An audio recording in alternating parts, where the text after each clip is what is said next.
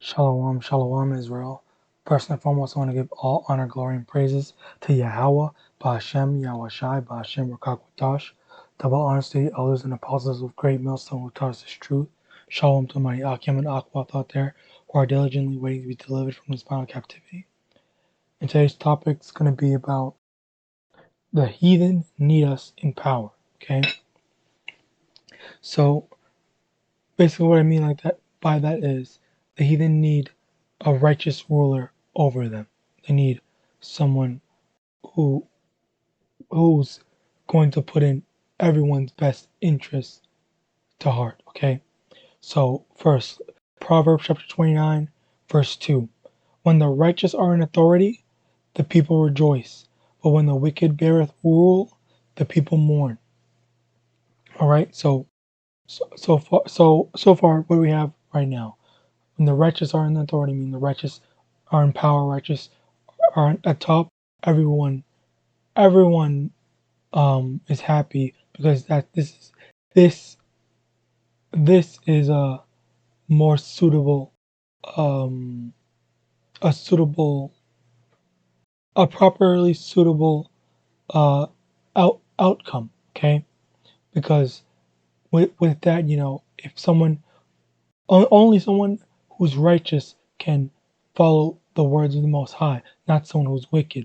When the wicked beareth rule, the people mourn. Okay, so even right now in today's day and age, you have people mourning, people who are poor, people who are just spreading wickedness around. I like not everyone is able to enjoy themselves with their so-called freedom. And if you like take freedom, in not in a literal term, because if we want to be literal, uh, you're not free. America isn't the land of the free. It's the home of the slaves. No one in Most people in America aren't free because they're all they're all bound to a lot of restrictions. Like they can't, like for example, they have to pay taxes. Um, you have to pay for water. You have to pay for electricity. So that's not free. It's not being free. You have to answer to someone else. Okay, but and the flip side to that, that's when the wicked is in rule. But the flip side to that is if the righteous one third Israelites are in rule, where you know we don't have what's the word, a melting pot, I guess, of nations, a bunch of people just cramped in a bunch of different races cramped in one area. Okay, because the Most High didn't intend for that to happen. Okay.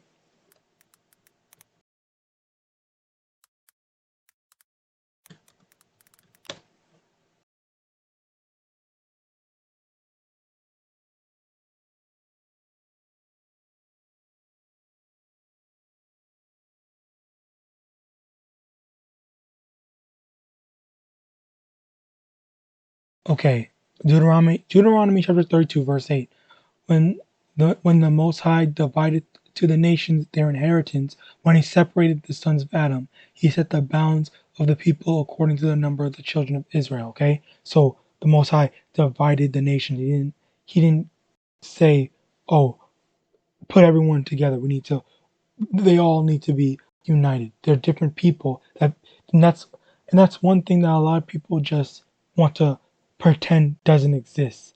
Race, different races of people exist. They want to pretend like that doesn't exist, and they have no real explanation nor logic to saying, "Oh, why it's wrong to say that different races exist." Okay, because the Most High is a racist. He does look at everyone by their race. That's why there's different races. There's people of different color, different features, and whatnot. Okay, it's not everyone is white or everyone is black or whatever.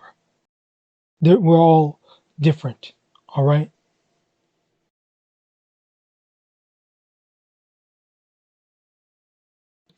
But yeah, going back in to when the righteous are in authority. So the first thing is um, the different nations, different races of people are going to be separated. The uh, main government will be that uh, Ammonites are going to rule in their place, in their own area, their own people. Moabites ruling their own people.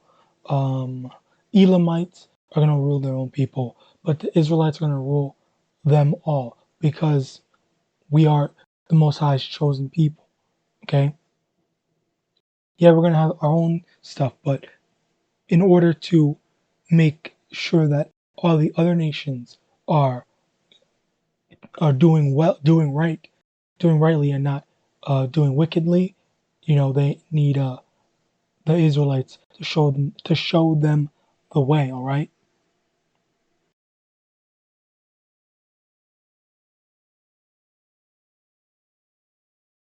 Okay. Isaiah chapter 49 verse 6, and he said, "It is a light thing. It is a Slakia." Isaiah chapter 49 verse 6, and he said, "It is a light thing that thou shouldest be my servant to raise up the tribes of Jacob, and to restore the preserved of Israel. I will also give unto Slakia." Isaiah chapter 49, verse 6. And he said, "It is a light thing that thou shouldest be my servant to raise up the tribes of Jacob, and to restore the preserved of Israel. I will also give thee for a light to the Gentiles, that thou mayest be my salvation unto the end of the earth." Okay, we're going to be a light to the Gentiles, meaning that that uh that guidance. Okay, when in the dark you look for the light to guide your way out the darkness. Okay, and just as someone uses light to guide them out of the darkness, we as Israelites, it's YAHAWADAH, we are part of the 1/3, are going to be that light, that guidance out of the darkness, so that all the other nations will be able to avoid committing wickedness, basically. Okay, because like wickedness, like for example, homosexuality, eating pork, and all these other disgusting foods that just bottom line they're unhealthy for you. And there's more to that, but those are just the two things off the top of my head. All right. Jeremiah chapter 25 verse 8. Therefore, thus saith the Lord of hosts, Slakia, not this one. Micah chapter 4 verse 3. And he shall judge among many people, and rebuke strong nations afar off, and they shall beat their swords into plowshares, and their spears into pruning hooks. Nation shall not lift up a sword against nation, neither shall they learn war anymore. Okay, so another thing to look forward to when the Israelites are in power is there's going to be no more war. There's going to be no more conflict. You know, the Ammonites are not going to fight the Moabites, or any two nations are not going to be fighting against each other anymore, because you know because as well, firstly, that's prophecy, as the Most High, as what the Most High says is going to happen. That's number one.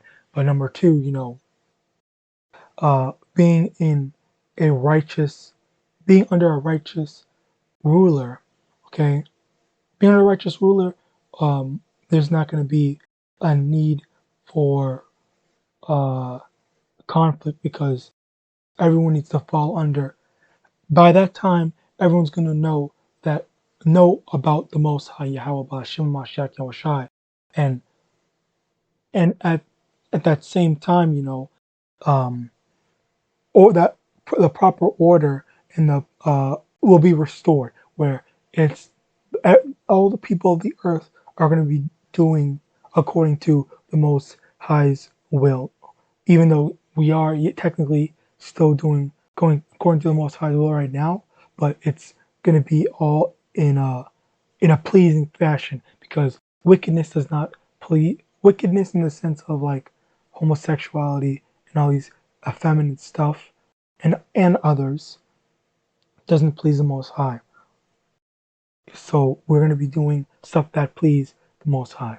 Okay, and you know, when like for example, when I don't know, like you could say that so if if you have a boss or a teacher, let's say teacher for example, and then a teacher the teacher is there looking after their students, and the students, they fear the teacher, so you know they're listening, they're watching their behavior when the teacher's there. But when the teacher leaves and they leave an, another student in charge, for example, then and that student that's being left in charge isn't isn't reliable, So instead of the students doing their work, that student is allowing people to be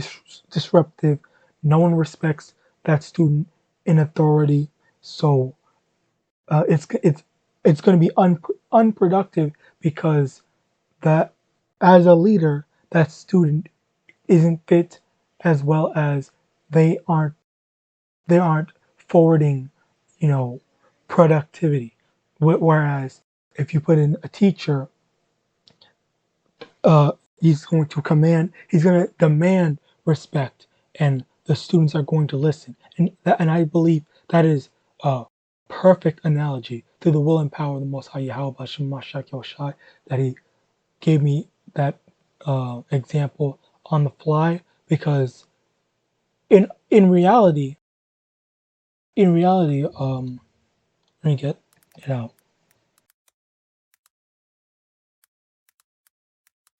In reality, that's actually what it is, because the Israelites are the children of the Most High Yahweh, and the all the other nations are heathens. So that's the Edomites, the Elamites, the Moabites, Ammonites, and all of them. Okay, all those are the heathens. So they're on a I guess if you look at on a total poll, the very bottom are the heathens.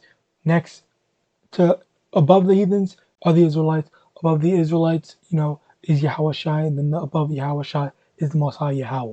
Okay, so we are that. So then, turning it into a parallel, it's students are the heathens, uh, teachers are the Israelites, uh, principal is YAHAWASHI, and then school owner or whatever is Yahweh. I think that's a very good analogy to the will and power of the Most High Yahweh Shai, the water for that beautiful analogy. Okay, and this is gonna be unedited because I did not think about that. I did not write that down anywhere. It just through the will and power, he just put that in my head. But anyway, going back into this, Jeremiah chapter 31, verse 31. Behold, the days come, saith the Lord, that I will make a new covenant with the house of Israel and with the house of Judah, not according to the covenant that I made with their fathers in the day that I took them by the hand to bring them out of the land of Egypt, which my covenant they break, although I was an husband unto them, saith the Lord. But um, so uh,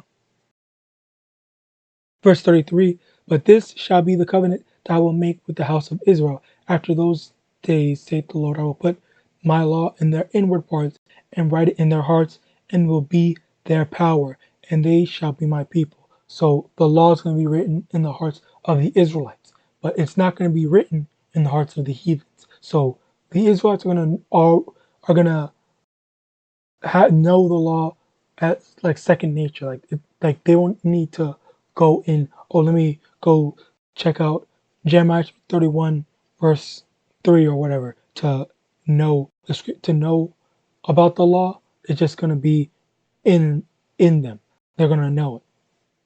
Verse 34, and they shall no more teach every man his neighbor, and every man his brother, saying, Know the Lord, for they shall all know me, from the least of them unto the greatest, saith the Lord. For I will forgive their iniquity, and I will remember their sin no more.